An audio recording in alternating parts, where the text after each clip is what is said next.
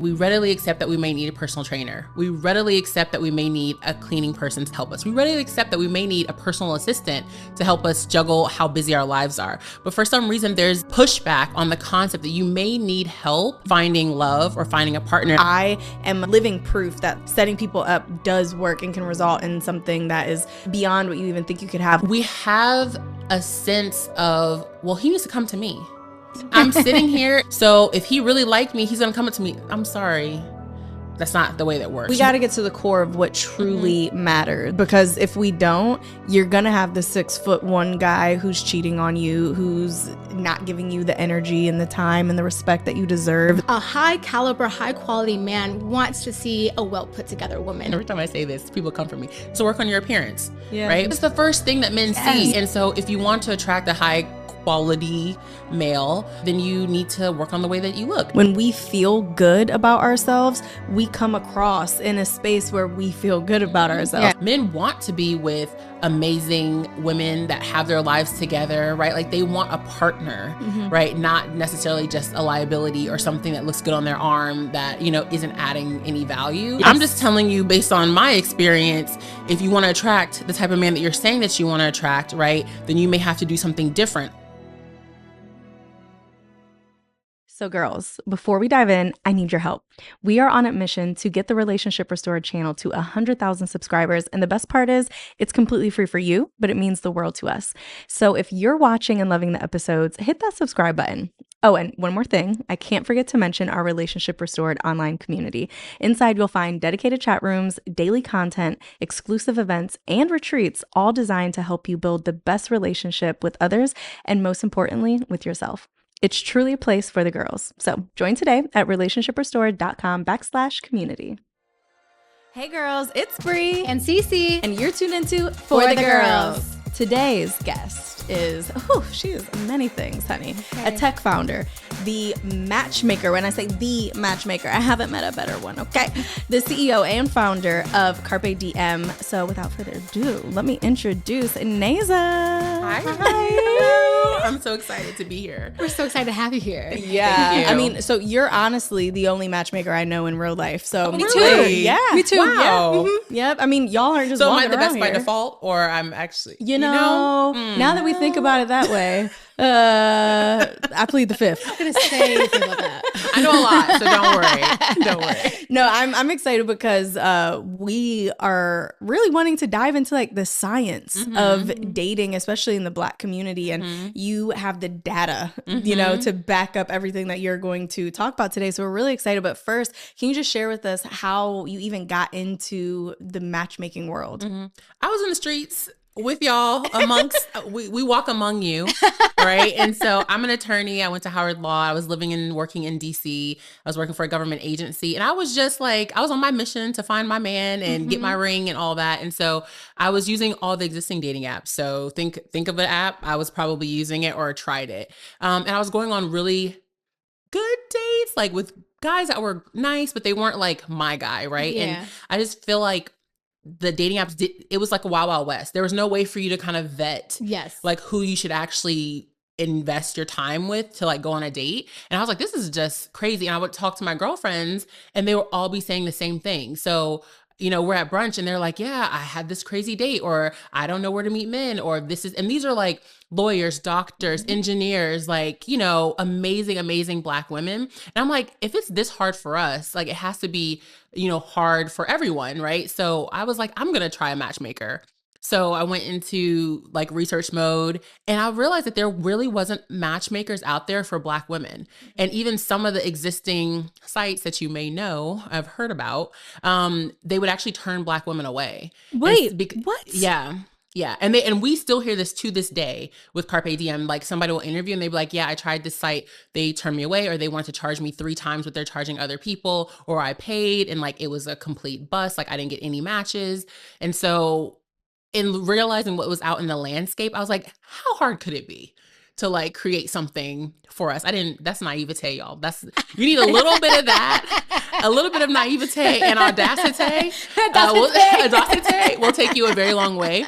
And so I was like, oh, I want to create something for us right? That is really designed to help us find the relationships that we're looking for. And that was really like the impetus of Carpe Diem. Wow.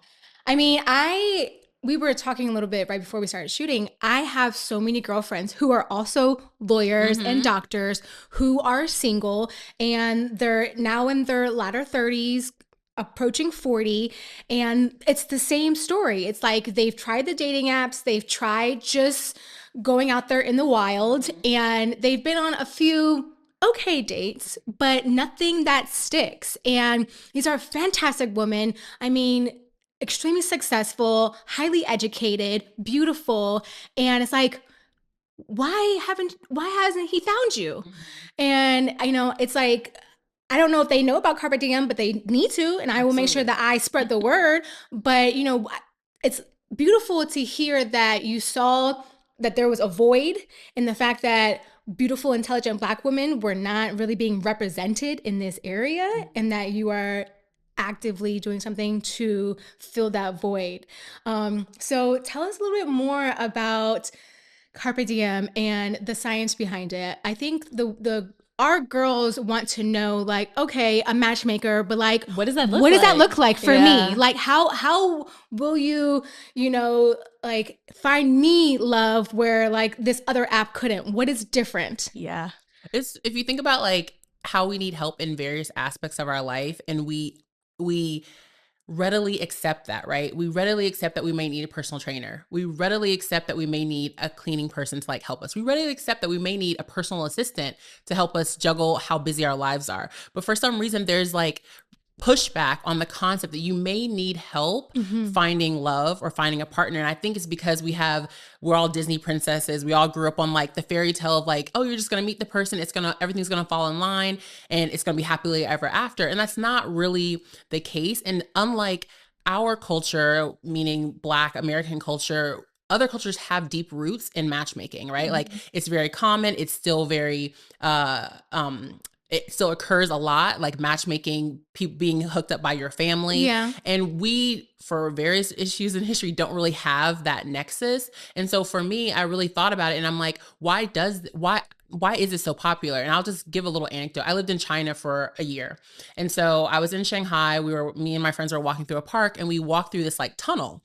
And it's like this huge, long tunnel. And like when you look around, there are like personal ads like up in the tunnel. So it would be like your beautiful face, CC, and you have like little information about you. And the moms put their children personal ads in the tunnel, and it's like this long tunnel with all these ads, and then the other moms come and they look at the ad that the moms have put up, and then they can decide whether or not they want to actually match their children. So they'll talk about how good their family is coming from. There's a photo for this. Right? And so that's just an anecdote about how matchmaking is occurring like in so many different cultures, and it's so widely accepted, but it's just not as accepted within our culture. And so for me, it's about having someone on your side that's kind of doing the work while you're also still doing the work, right? Like just because you hired me as a matchmaker doesn't mean you like go into a cave and like you don't still live your life. Like, you don't do it. Yeah. Like you still have to go out and live your life. You still take your trips. You still, engage with people that you meet in real life. You just have an extra person helping you who kind of has your back and is like actively searching for people for you, right? And so that's why I think it's really important and like a great investment for people who have the means to do so, because that's our full-time job. We literally think about our members all the time. Like that's our only real job is to really see them find the meaningful relationship that they are looking for. It's funny because out of our friends, I think they all would call me a matchmaker. I have a 0 success rate with my friends. Bre calls herself a matchmaker. No, but you guys would say that like Bre's always trying to set. She's always trying. She's always trying. Your heart's in the right place. Yeah, my reason why is like when I think about that tunnel, I'm like, there's nothing to be ashamed of. Like, what is there, or why is there shame attached to putting yourself out there or saying like, these are my credentials and who I am as a person, and someone else being like, you know what, this might make sense for this person that I know. So when I'm out and I meet people, I'm happily married. If a man is in my space and we're having conversation, I'm like, he's intelligent, he's attractive. oh, he doesn't have kids, and he's how old, and why would I not say that I have single friends? Because I'm like, worst thing that can happen is that it doesn't work out, right? But what if I tried to set up my friends 100 times and it results in one happy marriage? Like, so for me, I'm like, when people, because our friends get mad at me, they'll be like, Bre, no, and I'm like, you have no idea if I'm going to be the person who connects you to your person. Just let it be. Like, shut up. Go on the date. Golly. I'm a fan of that. And it's funny, when I was in law school, I had a really good friend that I knew from high school. And like, so we were friends in high school, we were friends in college, and he would come up to visit me in law school. And there was another girl in my law school class. And I was like, I really feel like Chris and you guys should meet.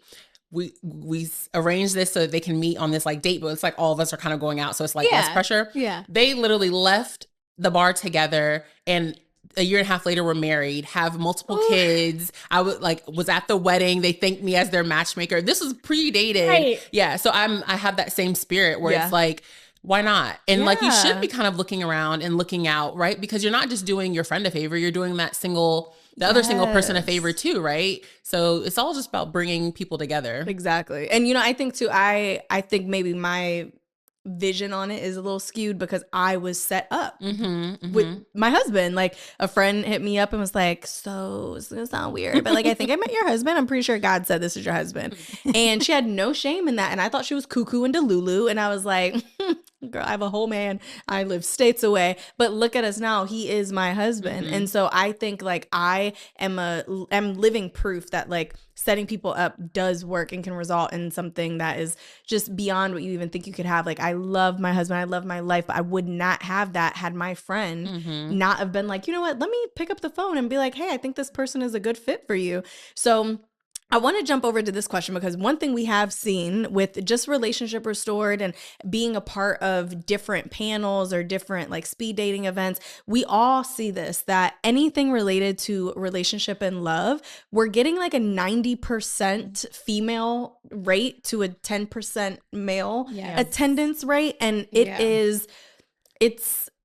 it's hard to watch, right? Especially when you're someone who is in a relationship, because you're like, I know that my girls up in here are looking, and the chances of them leaving with what they came here for is so much slimmer, because it's 10 to the 90. Yeah. So what have you seen with matchmaking in regards to like, do you have more women who are coming for the service versus men? And for the women who come to the service, how are you guys affected by the amount of men that aren't openly like saying, hey, pick me, I'm looking for love? Great question. Yeah, that's a great question. The girls want to know. And it's so true. It's viscerally felt. Yeah. Right. And like, we host events, we host speed dating. And like, so we know the numbers and the odds.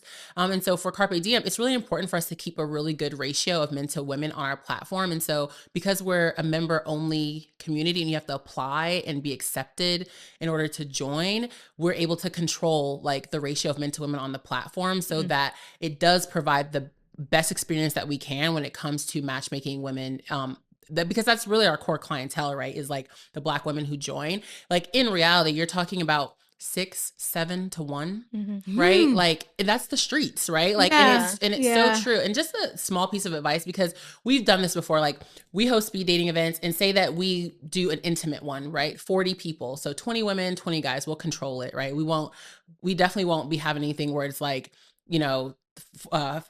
30 or 40 women show up and there's seven guys there. Yeah. But even then, when we're doing, really controlled setting, there'll be maybe the day of, right? Like 20 women will show up and maybe 16 guys show up, right? Because 4 people drop out despite us like trying to curate. Women complain no matter what.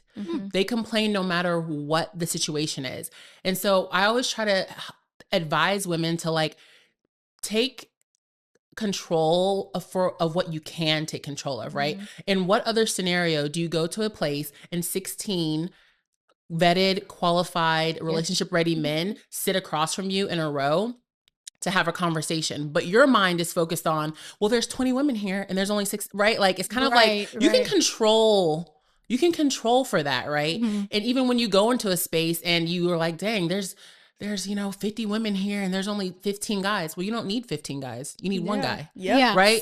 So all you need to do is look through the crowd and see, is there anyone here that you feel like you want to make it clear that you're open to being approached to, right? And if there is, figure out how you get in front of that person, how, you know, make it known that you're open for him to approach you and or have a conversation. And that could be you sparking up a conversation, not putting yourself out there for rejection, but sparking up a conversation, or just doing the things that women who have good flirting skills, right, know how to do in order to get that guy to kind of approach. So don't think about the odds, because the odds aren't great, right? Yeah. And I'm sorry, I can't change that for anybody. You just have to think about, do you have the skill set? Are you bringing to the situation what you need to bring to be able to attract the partner that you're looking for? And is there anybody in the space that you feel like, hey, I'd be remiss if I left this event and I didn't at least, you know, make it clear to him that like he's somebody that I would be open to talking to. Do you feel like those are some of the unique challenges that Black women are facing, is that they're already disqualifying themselves as far as like trying to find a suitable partner?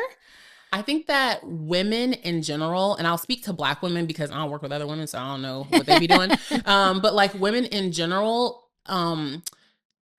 we have a sense of, well, he needs to come to me. Like I'm here. We've heard this. I'm sitting here and I'm here. So if he really liked me, he's gonna come up to me. I'm sorry. That's not the way that works, right?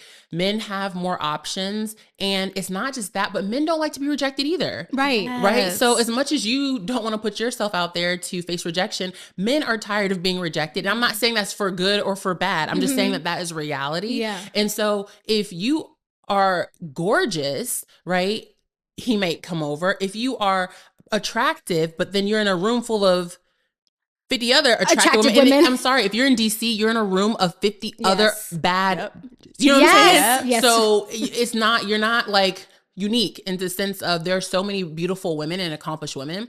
So in that situation, who's going to catch his attention? The person that, you know, hey, what are you drinking? Is that whiskey? Yes. What is that? Right? Like, oh, hey, can you hold this for me while I like hop up on this stool? That person, or the person that just looks at him from across the room. You better like, come over here and talk to me. He's so fine. I really hope he comes and talks to me. Right? Like, I mean, it can make sense. We literally just talked about this, about how there's this sense of like almost ego that goes into, especially when you are an attractive or a well-established woman in bigger cities, you go to these bars and you're like, well, I go to a bar and there's men in the bar and I sit in my stool and no one comes up to me. And it's like, well, have you ever thought that the same way that you're expecting someone to come to you, maybe a man is intimidated to come to you, especially when you are surrounded by other friends, or maybe you're mid conversation with somebody else, or you just never know. And so Dre talks about it all the time, that all you have to do is just crack the door open. A little bit. If you just crack it open, if he knows it's open, he will bust that door down. And if he's interested. If he's interested. And I think so many times girls just assume that because they look a certain way, or because they're given certain energy, because their hair was done just right, makeup's like that, it's like, oh, well, they should come to me. And it's really goofy. It's like, at the same time that you're a beautiful woman, if a man had to choose between the person at the bar who made them laugh and cracked some jokes and they got to meet and learn a little bit, versus the beautiful woman sitting at the end of the bar who didn't say anything, who do you think that they would rather have a conversation with? Yeah. So it's not all about looks, and it shouldn't be, you know? So, I love that. I want to ask you, because when it comes to just dating in general, right? Everyone has their own experiences, and our experiences are skewed by our surroundings, where we live, what we've seen our family or our friends do. What do you feel like is one of the biggest misconceptions about matchmaking? That we like have a factory in the back, and that like once you an give inventory. Like once you give us your payment, like we're like, oh, we've been waiting for you to, he's been hanging out back there and he's been waiting for you to pay us, right? And like, and then we just like wheel him out. Like that's a misconception. And I tell people all the time, like, we have access to the same quality of guys that you have access to on a daily basis. It's just that you're living your life and it may not be top of your mind at all times to be trying to interact with men. And that's a difference between men and women, because men, from, you know, all the conversations I've had with them, they take any opportunity, like when they leave the house, it's an opportunity to meet someone. Yeah. Right. We have the mindset of like, no, I went to the bar and I sat down and I was dressed and that was an opportunity for the guy to come talk to me. I'm like, well, what about when you were at the gym? What about when you went to the grocery store? What about when you went to the post office to mail that package? What about when you went to the car wash? Like, in any of those other spaces, was that an opportunity, or were you kind of like walking around with blinders on with your phone and all of that stuff? So I think that men and women kind of approach the possibility and the potential to meet someone and the opportunity in different ways. And then I would say the other misconception is, you know, that he's been back there and that, you know, we're going to just wheel him out when she's ready. Or that there's more options than there really are. Right. And that is like, somebody will join and I'm like, oh, I know who I want to match this person with like immediately. Right. And I'm like, these are the things that you said you're looking for. These are like, there's an alignment. And we are so dismissive because we're in this like microwave and throwaway like society that is kind of like, oh no, like I don't, you know, I think I could, somebody, you know, he's 5'9". I think I could wait until somebody's, you know, 6 foot, until the 6'1" guy comes around with all the same qualities. Like unrealistic expectations. Yeah. Like sometimes, sis, you got to lower your expectations or just make them a little bit more realistic. Like just because they're 6'1" and, you know, dressed to the nines doesn't mean that that's really the guy for you. Yeah. Sometimes the 5'9" guy, he might be packing a lot in a lot of different avenues. We got to get to the core of what truly matters, because if we don't, you're going to have the 6'1" guy who's cheating on you, who's not giving you the energy and the time and the respect that you deserve. It's like, it's crazy. And it's also like, I like to tell people, it's not about lowering your expectations. It's just about like recalibrating, like what you find to be most important. Right. And so to me, I'm kind of like, if you make a list of your 10, which we encourage our members to do, make a list, to put them in, you know, order 10 things that are the most important things to you.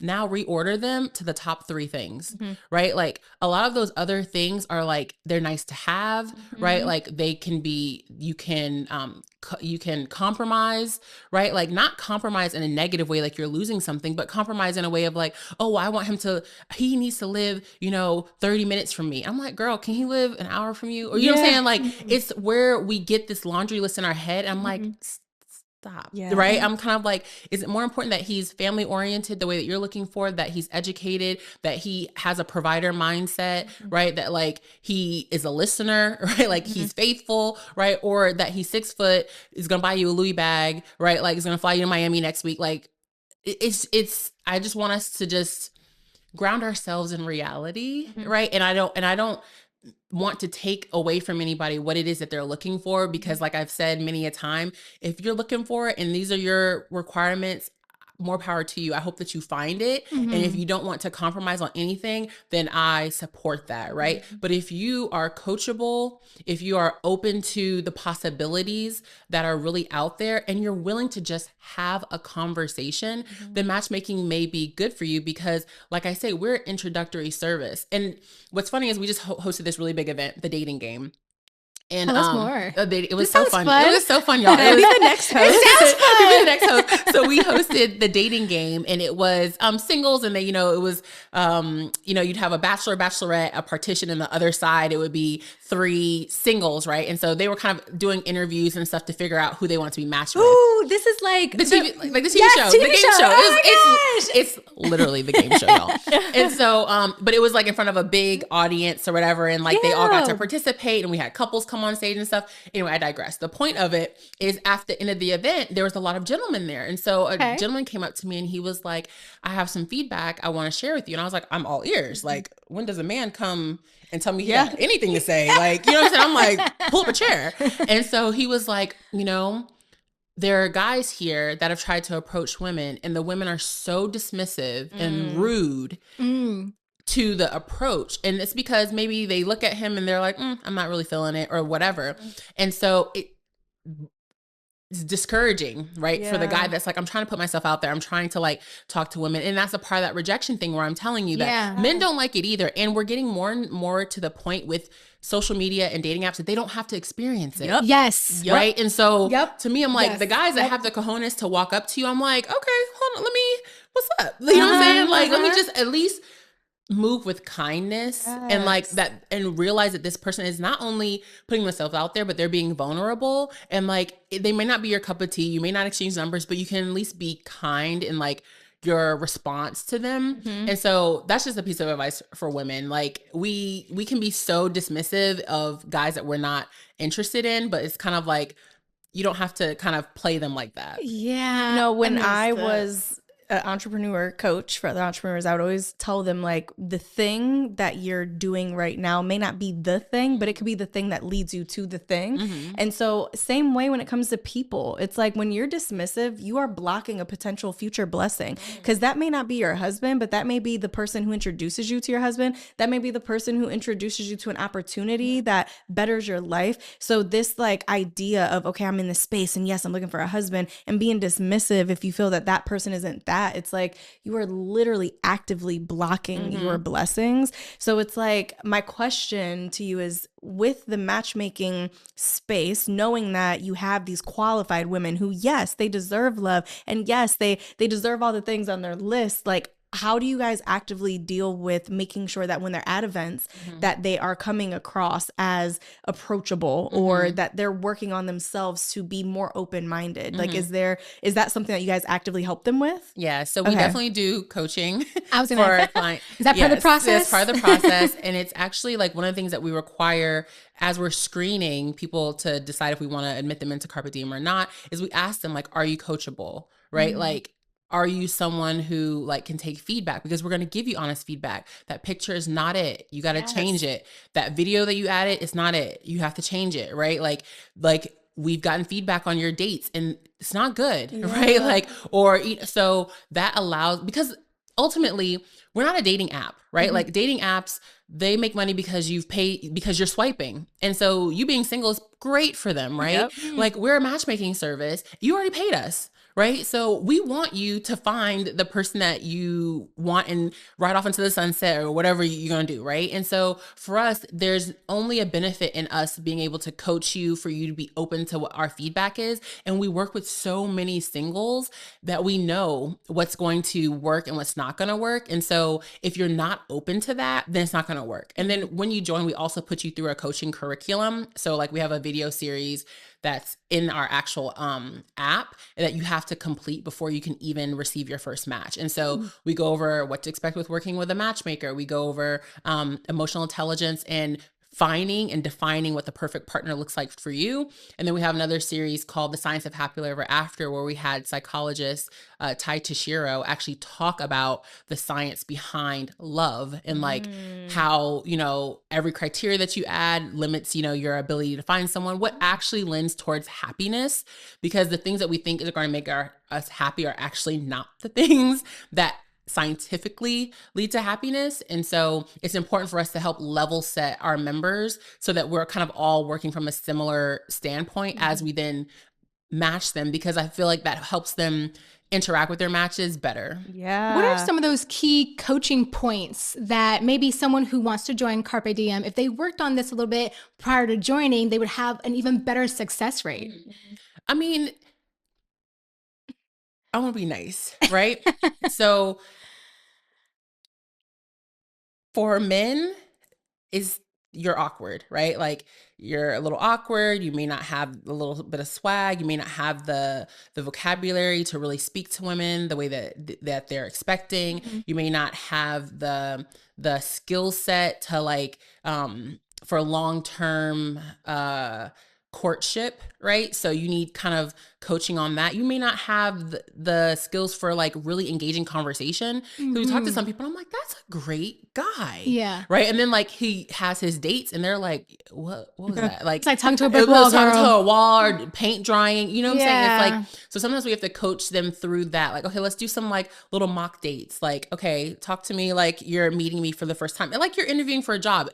Dating is a skill. Yeah. It is a Right? skill. Like dating is a skill. And some of us are very lucky that we kind of fall into somebody that that's like weird the way that we're weird, right? And so like, so it just happens. But otherwise, like, it's a skill that you can definitely work on and you can improve. And then on the women's side, my biggest thing is like to work on, and every time I say this, people come for me. So work on your appearance, right? Work on your appearance. That's real. Make sure, because it's the first thing that men see, right? And so if you want to attract a high quality male man, right, then you need to work on the way that you look. And that's just the way that it is. I don't want to sugarcoat things for women. I try to take my own advice, you know what I'm saying, when it comes to that. And so, you know, the time that you spend, you know, taking care of yourself. And that doesn't mean looking like someone else, like a Kardashian, having the lashes, having it means taking care of yourself, looking like someone who is healthy, looking like someone who values themselves, right? And puts themselves in the right situations and things like that. That people can see that. People can tell that, right? That's why you have the whole anti-bonnet culture versus like, you don't have to be the complete opposite where you're dressed to the nines all the time, right? But there's a lot of space in between those two things. And so I would just say that to women, like, and then obviously your looks are going to get you in the door, but like, do you have a good personality? Can you hold a conversation? Are you supportive? I talk to so many men that are like, I cannot be vulnerable with this person. Like, right? Like, I can't open up to her, you know? And so it's kind of like, we really have to be well-rounded on both sides, but it's just kind of like what gets you in the door first. Is different for men and women. Absolutely. I mean, we've talked about this before, that you have to be attractive. And we don't just mean physically attractive. Well, of course, that helps because that will get you noticed. You know, just like you said, men want a high caliber, high quality man wants to see a well put together woman. Now, again, it doesn't mean you have to have long, beautiful weaves or whatever. It's whatever that feels good to you. Take care of your body, make sure you're feeling good, and that will be presented outward. But also, you have to be attractive, like, through your energy. You have to give out attractive energy, and then you will attract something that's of quality back to you. It's so important. And I'm glad that you say this, because I think that this is something that women need to hear. Like, yeah, it's a little bit of tough love, but at the end of the day, your appearance and how you present yourself is so critically important. And you're right. And for a lot of men, they view the way that their woman looks as a reflection of them. Right. So if you're out in the world and he's like, oh yeah, that's my girl over there, right? Like the one with the bonnet, the one with the bonnet on, right? Like, or is he like, oh no, that's my girl right there. Like, he got you in his hand, sitting you down, like, and that's because of the way that you're actually presenting yourself, and you're bringing pride, right, to him, because you are taking care of yourself. And so I think that it's really important. I don't want to understate it or overstate it, right? But, you know, everybody has things to work on. Everybody has things that they can improve upon. And this is just the advice that I just like to give to women, because I don't want women to get caught up in I have to look a certain type of way. But I've said this before, like, do what you want to do, right? I'm just telling you based on my experience, if you want to attract the type of man that you're saying that you want to attract, right, then you may have to do something different. Otherwise, attract the type of men you're attracting, right? Like, and keep doing what you're doing. And it's not all just like looks, right? It's things that you can absolutely change, like the clothing, you know, or the spaces you go to, or the color of your nails, or, you know, it's like, it's a lot of things. So it's not just to say that, like, oh, you're not pretty enough. That's not what it is. It's appearances, a lot of things. And naturally, as women, when we feel good about ourselves, we come across in a space where we feel good about ourselves. I think a lot of times when women, because it happened to me at a certain point where I was like, I'm seeking and looking for someone, but I'm like, do they not see? Do they not? Hello? Do you see me over here? I'm like, her? Why not me? Like, pick me. And it gets to the point where you start to get angry with the process, because you're like, something's wrong with me. And then it becomes this like just spiral effect of like, now when you are out in the real world and you're trying to date, you're coming across as a mad woman because you're literally mad and angry and you haven't met your person yet, and people feel that energy. I want to jump into numbers with you. I want to know from your applicants, how many male versus female applicants do you guys see on maybe like a monthly basis? I'm assuming you have to turn down more women in order to keep the playing ground or the playground a little, even. But what do the numbers look like in regards to who you're seeing is reaching out for help? Yeah, so it's probably like 4-to-1. Okay. Like 4 women. That's not as bad as That's not as I thought you were going to say. I mean, we control it with the marketing spend. We know how to place them dollars, to attract the guys and make sure that we're investing and appealing to them. And so it's about 4-to-1, and our platform is about 2-to-1. Okay. And so we feel like those are really good odds for the people that are on our platform, and we really work really hard to keep it that way. Yeah. I do want to touch on something that you just mentioned though, and I completely agree with you about energy. And like I've talked about this before, where you start getting older, you start looking around and you're like, I don't know if he's ever going to show up. And there's like a lot of anxiety and it just like radiates off of women. And then you get an opportunity to meet a great guy and you actually fumble it because like now you're, like you said, you pressure. You could spiral. I really want women to, despite knowing the numbers and the odds, to operate in an abundance mindset. Yes. Like you still have to operate in an abundance mindset in that there are plenty of amazing people out there that could be suitable for me to establish a long-term relationship with, right? And so when I say, man, the odds aren't in our favor, that doesn't mean pick up any riffraff off the street and be like, dust them off and then, no, like, ma'am. Yeah, you have the option of staying single, right? Like you don't have to let the anxiety kind of take control. Still operate in an abundance mindset, operate in kindness, right? Like give people an opportunity, but kind of know your deal breakers, your standards, and like the off-ramp is there, baby. Like we could just exit, right? If it's not going in the direction that you want. And I think that sometimes because we have so much anxiety and we're so nervous about, I don't know if I'll ever find someone again, we just start to accept whatever, right? Because he is 6'4". I'm just going to accept the craziness that he's bringing to the table. Right. And we shouldn't do that. And the same thing for men, right? Like I think men probably innately operate more in an abundance mindset than we do as women when we see a guy that we're like, oh, we just start, we plan the wedding, we plan the dress, we start, creating the group chat with the women. I'm like, I found him, y'all. Yeah, it's just slow down because it's also the abundance mindset that I found in talking to men that attracts men to certain women, right? Like the guy that's like, I think she could just take me or leave me, really. Like, you know what I'm saying? That he's like, but I want her, right? And is that attractive to men? Is the chase still attractive to men nowadays? Or is it kind of like off-putting or like, you know what, I have options? So I think if you think about like, if you meet someone and they have no better option than you, then how much value do you place in that connection, right? If you're kind of like, it really don't matter what I do to this person. And we've been in that situation as women where we meet the guy that you're like, this dude will accept whatever I do. I don't know why, you know what I'm saying? And like, you may hang around that person for a while. You don't necessarily respect them. You don't necessarily know that that it's not necessarily going anywhere. And then there's that person that's like, oh, you got motion, right? Like, oh, I'm sorry, I got to get on your calendar on Thursday of next week. You know what I'm saying? And it's human nature, right? Like it's the rarity. It's like the fact that the person has a life of their own that they love, that they've built, and you want to be a part of that, right? And you're innately attracted to that. And so that's what I mean by like having an abundance mindset. Like you're living the life and it's not like your life is on pause because you haven't found your partner, right? You're living a full life. And it's like when he gets on the bus, you're like, dang, I've been waiting for you. You know what I'm saying? Like, and now let's take this ride together versus, I never got on the bus at all because I didn't know if he was coming to this stop or the next stop, right? Like you just kind of have to push forward.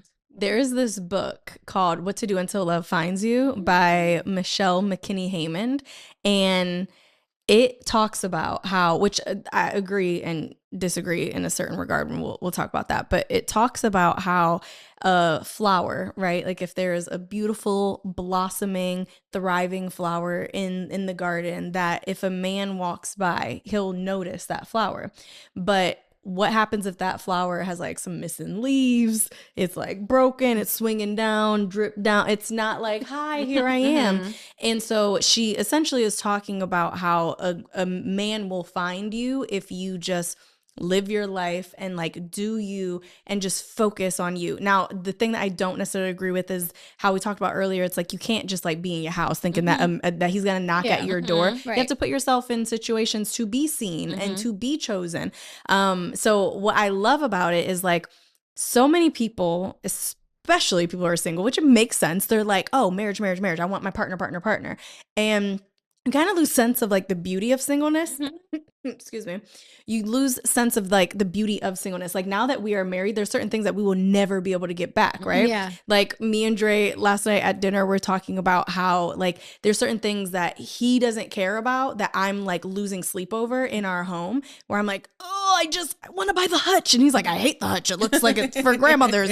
I'm like, but I need it. And I'm like, it'll make it a dining room. And it's stuff like that where it's like you have to make every decision with somebody else in mind. And so when you're so focused on partnership and marriage, you lose the beauty of what it's like to just worry about your goddamn self. And what it feels like to, you know, wake up every day and decide what you do with your day without having to account for somebody else. And so there's beauty in singleness, there's beauty in marriage, there's beauty in relationship, but it's like when you are so over the process that you're just kind of like walking through life with your shoulders hunched over and you lose sense of like what is so beautiful about the life you have now. Life will pass you up and then you're going to get in that marriage, you're going to get in that relationship and you're going to miss the things about singleness that you didn't take advantage of when you had it. And so it's like one of those things of if you're not living in today, by the time tomorrow comes, it's where did the time go? We're all going to leave this earth, right? Yeah. Whether we leave it with someone or by ourselves, if you don't choose to enjoy your life, if you don't choose to enjoy who you are and grow and focus all your energy into just feeling good every day, you're going to be miserable. Yeah. And then by the time the right person comes, you may not be able to receive them because you're in such a space of like disparity and like life sucks and like nothing is good. And like, you're like, what are you talking about? And like, that was your husband, sis. You just missed him. So, you know, spruce those girls up, put that chin up and like, let him see you, but be out here to be seen. Okay. Can we real quick? Because we talked about how to help coach the girls, how to help coach the men. Please shed some light. Tell us about some success stories from CarpeDM, because we need to give the girls some hope, right? You know, there absolutely I know there's some beautiful Black love stories coming out. Absolutely. Please share some of them with us. So I'm going to talk not with names, but just generally, right? So, and I'm going to tell you success stories that have ended in relationships and a couple that haven't, right? Yeah. And so we have a couple of members, and it's so weird. Like a lot of times when we have these success stories, it's usually the first match for someone, for one of them, right? So we have a member, he was my member, and he had several matches. He was one of the first guys that actually joined the platform. Great guy. And then we had a new member join, and he was her first match. Okay. And she never got another match. Right. And so they have been together. They were at the dating game. They came together. If you go to our page, you'll probably see them. We had another couple recently, and we were kind of nervous about matching them because he's in Richmond and she is in Maryland. And so we were like, well, you know, they say that they're open, but sometimes singles will be like, I'm open to long distance. And as soon as you match them with somebody that's an hour away, they're like, this is too much. But like similarly, he was her first match. And so they came to the dating game, right? And so they kind of came together. And so we have another couple. He is a therapist, and he joined and he had several matches. A woman joined, matched him with her. They're in a relationship. He was actually on a podcast for us with the Black Man Can. I can say his name, Justin. He's on our page too. And then I will tell a story about one of my very first members who's still a member. Okay. So she is a high-powered Black female attorney. She's a partner. She's stunning. Like very beautiful. And when she joined, this is like when we first launched CarpeDM, and you would get 24 matches at our premium level. We don't got that no more. So you only get 24. It's 13 matches at the premium level. And so 24 matches at the premium level. She was one of the first people to actually join. So last year around like November, I reached out to her and I was like, hey, I'm just realizing like you're going on 2 years with CarpeDM and we probably have a third of your matches left. And I was like, I feel horrible that like, we haven't been able to fulfill your matches faster. She has, she's pretty open when it comes to like pretty flexible, when it comes to what she's looking for. And I had a conversation with her. She was just like, I am good. She was like, I love the quality of the men that you're matching me with. She was like, I know that I'm a little particular. She's like, I know that I'm very busy. And she was like, I'm still out living my life too. And she was just like, she's like, we have no problems. She's like, and so to me, I kind of feel like it can go multiple ways, right? Like with any service, like you can join, you could find the love of your life immediately. It could take a little bit of time, or you could be the type of person that's on for a little bit longer, right? But you are open and you're meeting people that you can tell that we're matchmaking you with people of quality and like we're listening to what it is that you're looking for. It just may not be the right fit. And then of course you have people who sometimes join and it doesn't work out because that's just the nature of dating overall. So we have 86% success rate when it comes to matching. And so our success rate is determined by if we send you on a date and you say that you like this person and want to go on a second date with them. And so we're really, really proud of how hard we work to make quality matches for our members. And like our team is so amazing and we really care about our members. And so we celebrate all the relationships. We celebrate everyone that's like dating. And we lament when things don't work out for our members as well, because like our hearts are truly in the right place, because all of our matchmakers like none of them are full-time except for me and my co-founder. Right. And so they all do this because they love the work. Right. Like they all do it because like they love the mission of CarpeDM. They do it because they want Black women to find the relationships that they deserve. And so it's really, they have the passion for what it is that we do. And we really care about the outcome for the people that join the platform and the service. So I'm encouraged by every success story. I can't wait for the first CarpeDM wedding, which I feel like is so close. And the first CarpeDM baby. So I'll report back. Come on, babies. We need more Black marriages. We need more Black families. So absolutely. yes, I'm here for it. And we have you listed as a resource in our community awesome. Thank you so for much. matchmaking, and we linked you guys because obviously it's different when you know the person, but also we've had just so many conversations between you and Dre, you and Rhonda, even Tasia is a good friend of yours and spoke highly of you.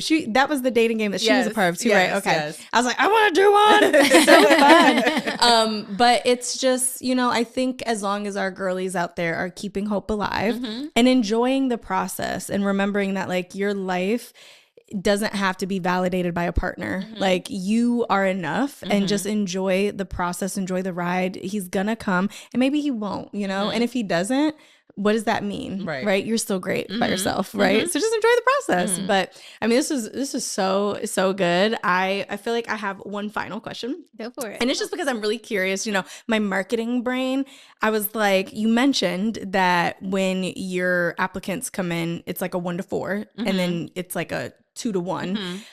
How do you go about marketing matchmaking services specifically to men? Because I know what we got to do I know what the girls need, but how do you were talking about ad dollars, like what do you guys do to get the men to be a part of the platform? So we do specific campaigns directly to the men. And so most of those campaigns revolve around the quality of the women that are in the platform, right? And so we highlight those women. We also just really try to speak to the pain points that men in particular have. Like men are lonely, right? Like they don't have the space to be as vulnerable about what they're going through as like we do, because we got For the Girls, you know what I'm saying? Like, but the guys don't necessarily all have a support system like that.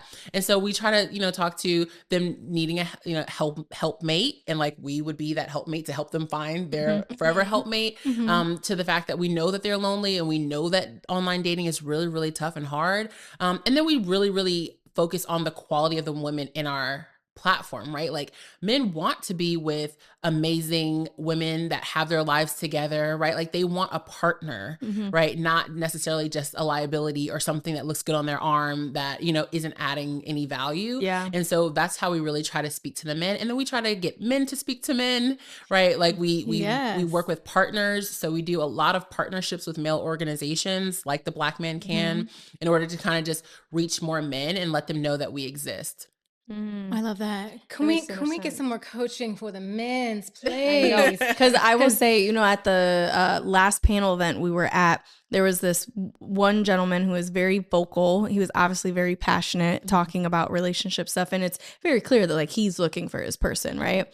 And he has all these thoughts and feelings. And I, you know, got his Instagram and I was like, oh gosh, this You just saw red flags? image. Well, it reminded me of how much coaching men need from a virtual setting, because the guy that I received in person, I would have never gotten that from his social media. So I'm like, you're like 5 steps behind on social in regards to who's going to find you approachable, attractive, relatable, or just all the things. And I was like, you know, I started my first business doing Insta makeovers, helping people like rebrand their Instagram for people to take their business seriously. I was like, maybe I can get into the space for helping men with their social footprints to actually be somebody that a woman's like, because you do have all these dating sites and all these platforms, but if we're swiping like this because you just don't know how to take a good photo, that's a whole other thing. But another question just came to mind because I just mentioned the photo. You guys actually do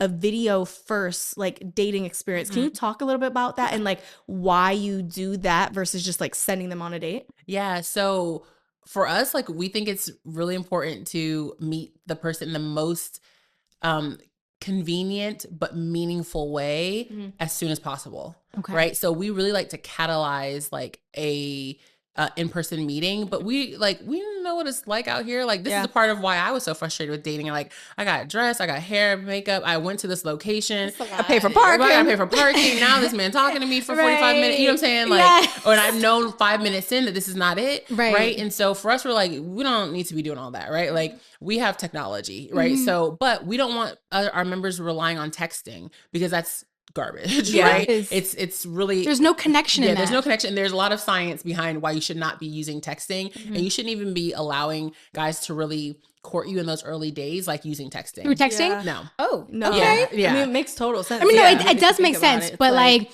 especially like in, I feel like a younger generation, like early 30s, guys are strictly texting. Like no one's picking up a phone. Maybe they may FaceTime you, maybe, but like, it's like, what you doing? Yeah. When am I gonna see you? Yeah. Like, no, let's push them into a little bit more of a meaningful way to engage with you. And we can obviously coach women on that. But so yeah, once we send you the match, you're matched in the app, and then you have 72 hours to schedule your video date and up to 1 week to host it. So if you don't schedule, it's on them. It's on both people, right? So so like, it's an actual video date. It's an actual video date. Oh, so, I was thinking it was like there's a video that is shown to the person and then they decide if they want. Oh, no, that's it's a cool. video date. So yeah, so you have up to a week to host it, and like you get on, the video date has to last at least 10 minutes or it doesn't count. And so in the video date, we give you like icebreaker questions to ask, like, you know, you guys, and then at the end, if you want to extend it, you can extend it beyond the 10 minutes. But ultimately at the end, we ask both people if you want to remain matched. So only if you both say yes, do we allow you to then chat with each other. Otherwise, like we unmatch you. Oh. And when do they have to meet in person? So we don't make them meet in person ever, right? So, but most of them, I mean, these are all grown adults. So most of the time, once they have the video date and they want to remain matched, they've probably exchanged phone numbers on that call, like, right? And they're already in the swing of planning something, right? And so sometimes, like, you know, we'll match someone on a Friday, they'll go on a video date on a Sunday. By the time we close the loop with them the following week, they're like, oh, we already went out twice and did it. And we're like, oh, okay. So once you kind of, because it's really hard to ghost someone after you video chatted with them, right? Like when you're texting, it's kind of like, oh, I got busy. And then it's impersonal. So impersonal. But like once you kind of see that person face to face, you guys kiki a little bit, like you see there's chemistry. The natural thing for people is to be like, okay, let's go on a date.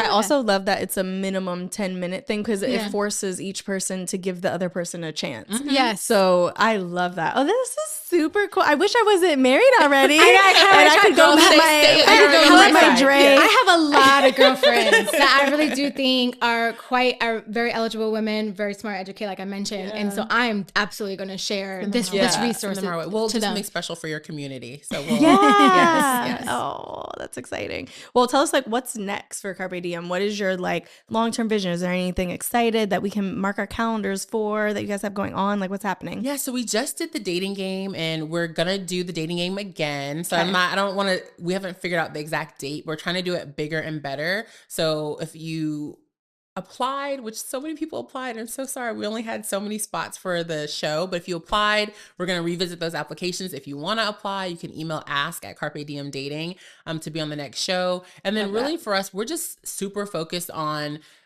expanding. So we're now launched. We've been in DC, Maryland, and Virginia for the past 2 years. So we just launched in Houston, Atlanta, and New York. Oh, that is exciting. All the best cities. Yes, all the best cities. So if you're in Houston, Atlanta, New York, check us out. We're ramping up, and starting to get the applications in and starting to slowly approve people to be able to join from those locations. We've had a lot of people who had already applied that we're now kind of going through the wait list and kind of letting people in. And so if you're in those locations, we are now servicing you and you can apply to join. That is so exciting. Well, girl, look, if your mama or daddy hasn't told you lately, I'm proud of you. Thank you. What you're doing is needed.